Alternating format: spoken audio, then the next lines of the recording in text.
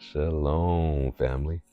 If you have been putting off gardening because of a lack of space, time, effort, funds, experience, etc., well, here's an option that can help you mitigate those hurdles. Take advantage of this sale while you can. And allow me to give a big shout out to our sister Jazz from the Hananiah Project for giving me a call to pass on the news about the sale. We already own two GreenStalk planters, one 5-tier and one 7-tier.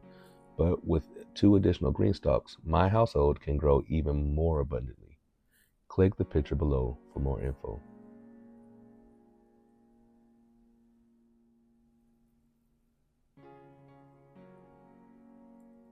And if you are seeing this blog after the sale is over, I still want to encourage you to look into vertical gardening because it's a space-saving game changer. We talked about the importance of home gardens many times before, so I won't go too deep into that, but I will share a previous blog that does. Click this blog below. If you have a lot of land or no land at all, you can all benefit from having a couple of GreenStalks. Look into them yourself. And I know times are tough, but you might have a friend you can split the cost with. And if you don't have the funds to purchase GreenStalks, you can use any kind of pot or bucket that you can find or you already have on hand to grow and plant something today. You can even look into other options like these with this TikTok video here.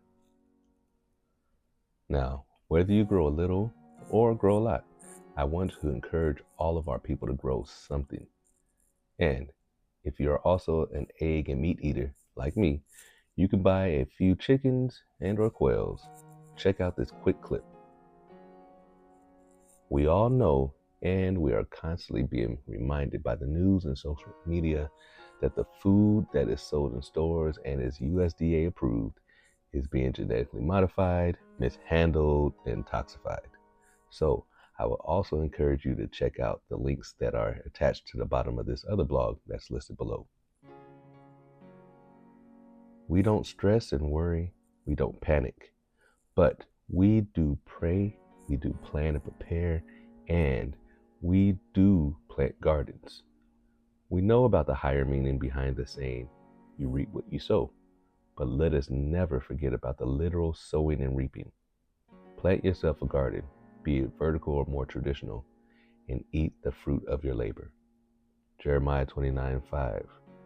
Build you houses and dwell in them, and plant gardens and eat the fruit of them.